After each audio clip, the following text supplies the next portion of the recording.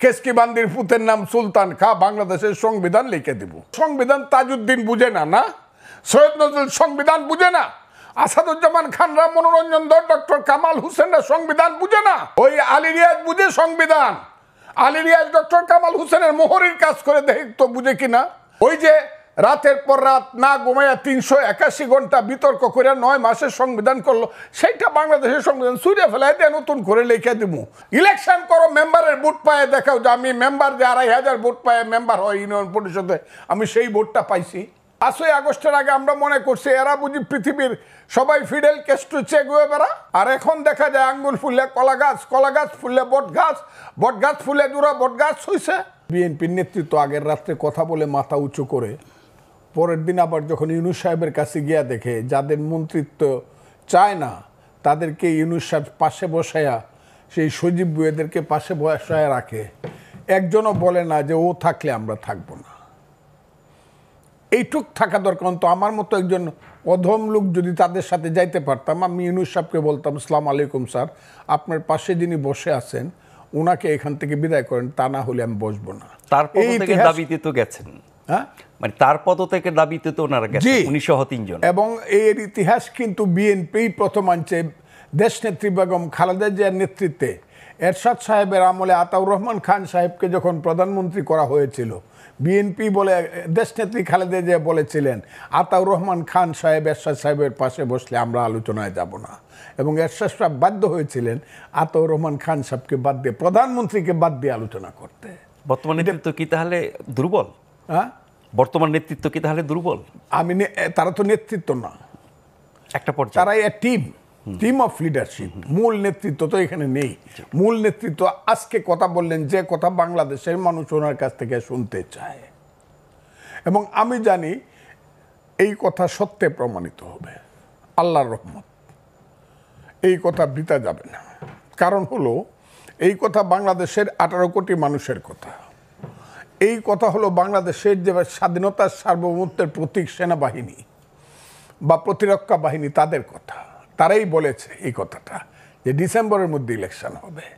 যখন ইউনূস সাহেবরা সবসময় বলতেছিল ডিসেম্বর থেকে জুন, একমাত্র সেনাবাহিনীর প্রধান বলছে না, ডিসেম্বরের মধ্যে ইলেকশন হবে, তারপরে আমরা ব্যারাকে ফিরে যাব, এরপরে আর আমরা থাকবো না, আমরা জানুয়ারিতে শপথ গ্রহণ অনুষ্ঠান দেখতে চাই, এইটুক বলেছে।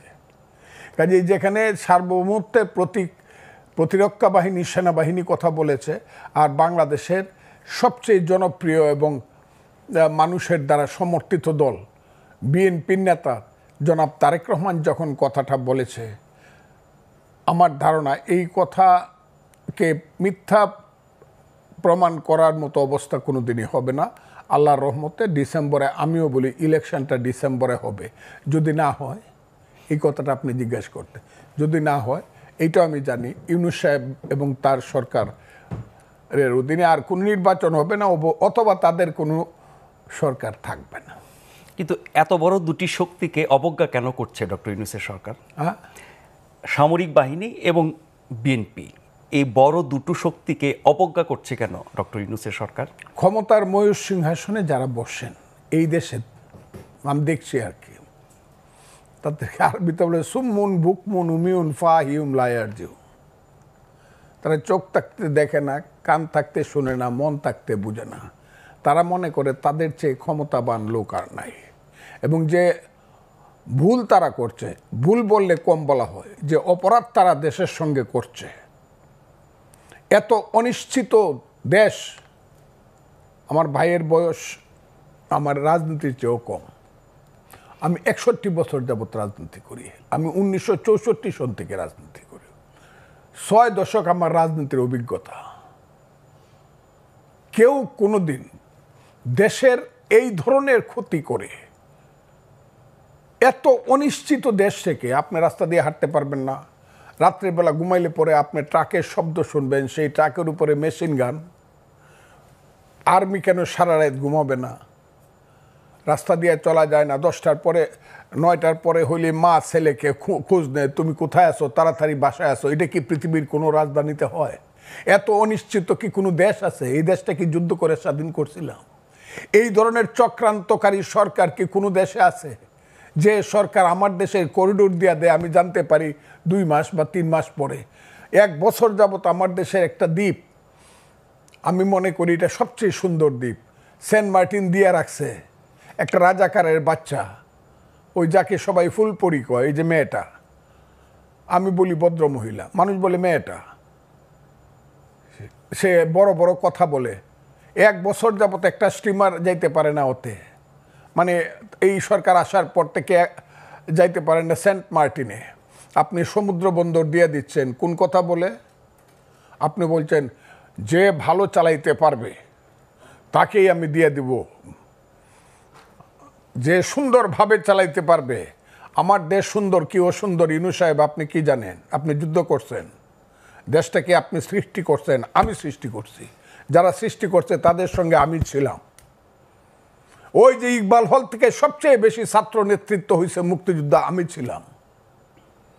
আমি দেখছি সিরাজুল আলম খানদেরকে দেখছি, তাদের নেতা বঙ্গবন্ধু শেখ মুজিবুর রহমান কিভাবে 32 নম্বরের দোতলা থেকে আঙ্গুল তুলিয়া কথা বলতো মার্চ মাসে, সেটা আমি দেখছি। কিভাবে পতাকা হয়েছে, স্বাধীনতার গান হয়েছে, এটা কি বলে আমাদের যে জাতীয় সঙ্গীত হয়েছে, সব দেখছি। জাহিদুর রহিম কিভাবে 2টা গান পাশাপাশি গাইছে, সিরাজুল আলম খান এই 4 নেতার সামনে বৈশা জাহিদ ভাই গানটা গানতো, আমার সোনার বাংলা আমি তোমায় ভালোবাসি। জাহিদ ভাই ওই গানটা গানতো, ধনধান্যে পুষ্পে ভরা আমাদেরই বসুন্ধরা। ইকবাল হলের অতে বৈশা, গেস্ট রুমে বৈশা সবাই বলল যে এই গানটা আমাদের পছন্দ হয়েছে, কারণ 2টা গানই পছন্দের, কিন্তু যেহেতু ওইটা হইলো বিশ্বকবির গান, নোবেলে আমরা পছন্দ করলাম, এই গানটা বঙ্গবন্ধু জিনিসটা চয়েস করলেন। কথাগুলো খুব বুঝবেন। সেই দেশ যুদ্ধ করে স্বাধীন করছি আমার মা, মুক্তিযুদ্ধ আমার মা, মায়ের পেট থেকে আমার দেশ বেরিয়েছে। সেই মাকে আপনি বলেন আমি শাড়ি দিতে পারি না, হইতে পারে পুরান শাড়ি পরে আমার মা, আমার মাকে আমি ভালোভাবে 3 বেলা খাবার দিতে পারি না, ঔষধ দিতে পারি না আমার মা। আপনি বুঝি আইসা বলবেন এই তোর মারে জমিদারের কাছে বিয়ে দিয়ে দিই, তাইলে সুন্দর বেনারসি শাড়ি পরতে পারবে, সেই মাকে আমি দিয়ে দিব? আমার চট্টগ্রাম বন্দর দিয়ে দিলে বাংলাদেশ থাকে? আমার কান্না আসে, উনার আসবে না ওইভাবে, কারণ আমি যুদ্ধ করে দেশ স্বাধীন করছি। চট্টগ্রাম বন্দর দিয়ে দিলে বাংলাদেশ থাকে কি? আপনি করিডোর দিয়ে দিতে চান, আমরা বুঝি না? আমরা বুঝি না বার্মার থেকে কালকে কি করে আমার দেশের রাষ্ট্রদূতকে বের করে দেওয়া হয়েছে কেন? ও এরা আমাদের বন্ধু রয়েছে এখনো।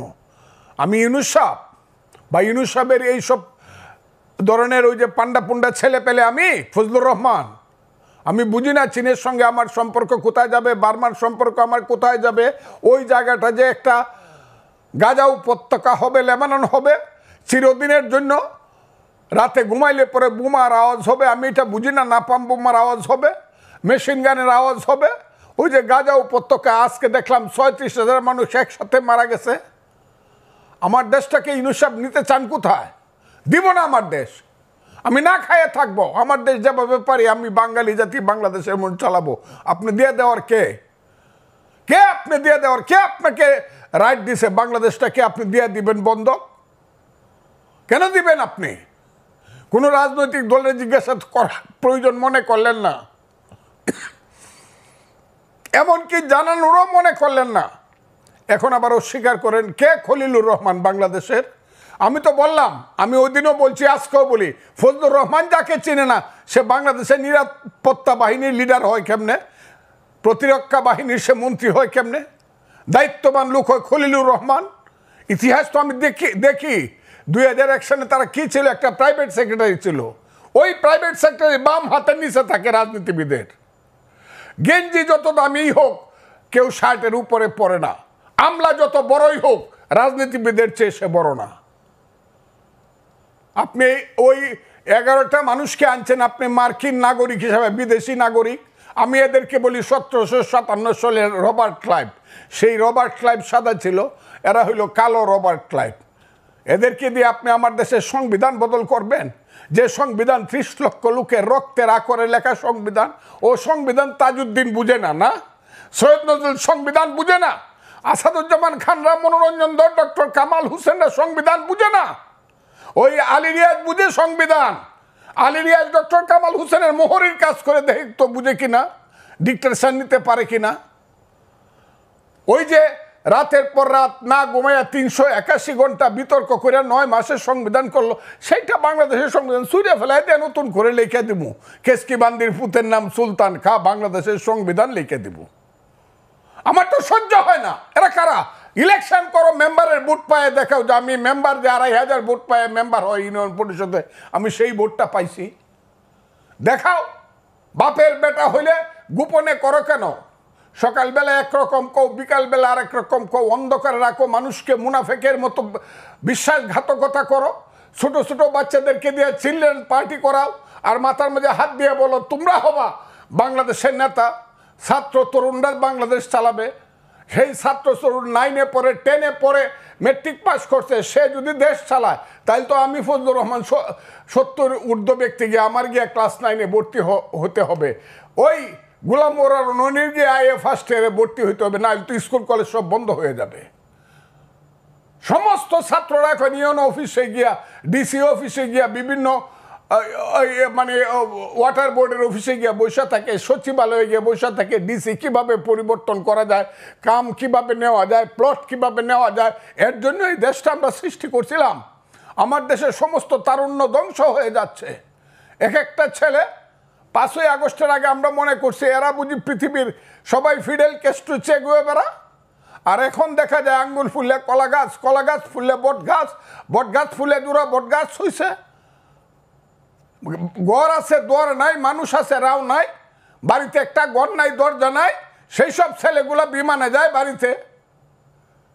এগুলো আমরা দেখি, আমি দেখার দরকার নেই, মানুষ দেখে এগুলা। যাদের পিছনে এক সময় 7 লক্ষ লোক মিছিল করে আসতো, তাদের পিছনে এখন 700 লোক যায় না, 150 লোক হয় না 3 দিন মাইক মারলে পরে। তাদের সাথে আবার ইউনূস সাহেব গিয়া মিটিং করে প্রথম, এনসিপি পার্টি প্রথম, আর এদের পিছনে বিএনপি যায়।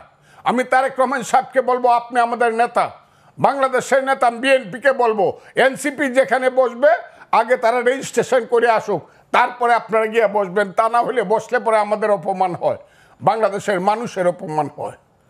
এনসিপি কে? কোথায় আছে এনসিপি? বাংলাদেশে ঢাকা শহরে কিছু ছেলে পেলে বাদ দিলে এই দেশটাকে একটা চক্রান্তের মধ্যে ফেলে দিয়ে গণতন্ত্রকে হত্যা করা হচ্ছে। এই দেশটাকে একটা চক্রান্তের মধ্যে ফেলে দিয়ে এই দেশের সমস্ত মানুষের মানবাধিকারকে হত্যা করা হচ্ছে। আর এই দেশটাকে আস্তে আস্তে ধীরে ধীরে কইলে পরেই তো আমারে বকবো, যে বকা বক্তাছে আমার উপরে ফতোয়া হয়েছে আমি মরলে নাকি আমার নামে জানাজা পড়া যাবে না, আমি নাকি কাফের। আমি কথা বললেই হবে। দেশটাকে আমরা এদের জন্য করছিলাম, এই দেশটাকে আমরা স্বাধীন করছিলাম কেন? কি স্লোগান ছিল? এই যে মুক্তিযুদ্ধ হইল, 47কে ভুল প্রমাণিত করে মুক্তিযুদ্ধ হয়েছে। 47 ভুল প্রমাণিত হয়েছে এই দেশে 52 সনে। যেদিন বলা হয়েছে আমার মায়ের বাসা, মুখের বাসা, যেদিন বলা হয়েছে 62 সন, 64 সনে শিক্ষা আন্দোলনে আমি বাঙালি, আমার শিক্ষা ব্যবস্থা ভিন্ন রকম হবে, বাংলা হবে উর্দুর সমান সমান একটা ভাষা, সেই দিনই তো পাকিস্তানের 47 ফলস প্রমাণিত হয়েছে। যেদিন 6 দফা দিয়ে দিছে শেখ মুজিবুর রহমান, 7ই জুনে যেদিন স্লোগান হয়েছে তুমি কে আমি কে বাঙালি বাঙালি, যেদিন 69 সনে 11 দফা আন্দোলনের স্লোগান দিয়ে আসাদরা মারা গেছে, মতিউররা মারা গেছে, তোমার আমার ঠিকানা পদ্মা মেঘনা যমুনা, 70 সনে বঙ্গবন্ধু শেখ মুজিবুর রহমানের নেতৃত্বে 7ই ডিসেম্বর যখন মেজরিটি হইয়া পাকিস্তানের ক্ষমতা পাওয়ার কথা ছিল, দেয় নাই, যখন স্লোগান দিছে বীর বাঙালি অস্ত্র ধরো বাংলাদেশ স্বাধীন করো, সেই তো যুদ্ধ করছিলাম। আমি তো স্লোগান দিছিলাম পিন্ডি না ঢাকা, ঢাকা ঢাকা। আমি তো স্লোগান দিছিলাম পাঞ্জাব না বাংলা, বাংলা বাংলা। সেই যে বাংলা, কোন বাংলা? সেই বাংলা হলো গণতন্ত্রের বাংলা। গণতন্ত্রের জন্য দেশে যুদ্ধ হয়েছিল। ইউনূস সাহেব বুঝেন, আপনি অনেক বড় মাপের মানুষ, আপনি আমার চেয়ে 10 বছরের বড়, আপনাকে আমি এমনি ব্যক্তিগতভাবে সেলিউট করি, কিন্তু আপনি কি বুঝেন গণতন্ত্র কাহাকে বলে, ইহা কত প্রকার কি কি? আমরা যখন যুদ্ধ করি বাংকারে থাইকে থাইকে পাঞ্জাবির বুকে যখন ঠিকার টিপি, পাশের ছেলেটা যখন গুলি খায়া 5 হাত উপরে উঠে বলে মামা, মাকে তুমি দেখো, সেই মা পাগল হয়ে মারা গেছে। ইউনূস সাহেব বুঝেন মুক্তিযুদ্ধ কাহাকে বলে? সেই মুক্তিযুদ্ধ করে লাখ লাখ লোক শহীদ হয়েছে। আমি যে ক্যাম্পে ছিলাম, মইলাম ক্যাম্প, বালাট ক্যাম্প, মেঘালয়ে, সেই মইলাম ক্যাম্পে 50,000 শিশু এবং নারী মারা গেছে। অনেকে চ্যালেঞ্জ করে 3 লাখ লোক পায়, আরে 3 লাখ না 7 লাখ লোক তো মারা গেছে শুধু শরণার্থী ক্যাম্পে। একটা যুদ্ধে খুলনাতে 18,000 লোক একদিনে মারা গেছে, এটা 8ই ডিসেম্বর। কাজে আমি আপনাদেরকে, দেশটাকে রক্তের সাগরে দেশ হয়েছে, এইটাকে নিয়ে এত খেলাধুলা করা উচিত না। এখনো মুক্তিযোদ্ধারা জীবিত আছে। এটাকে, এই মুক্তিযুদ্ধের বিরুদ্ধে যারা স্লোগান দেয় তারা মহাপাপী, তারা আলবদর রাজাকার এবং তাদের সন্তান। এখন দেশটাকে সেই দিকে নেওয়ার চেষ্টা করছে। এক বড় মৌলানা দেখলাম বক্তৃতা করছে, পৃথিবীর শ্রেষ্ঠ দেশ নাকি আফগানিস্তান। আমি মৌলানার নামটা বলতে চাই না, বলতে পারি। আমার কাছে মনে হয়েছে আরে বাংলাদেশ, এটা নাকি আফগানিস্তান বানাইতে চায় উনি, যে আফগানিস্তানকে লিগেল জাতিসংঘের 212টা দেশের একটা দেশ স্বীকৃতি দেয় না, যেখানে 1/3 মানুষ রাতের বেলায় না খায় থাকে।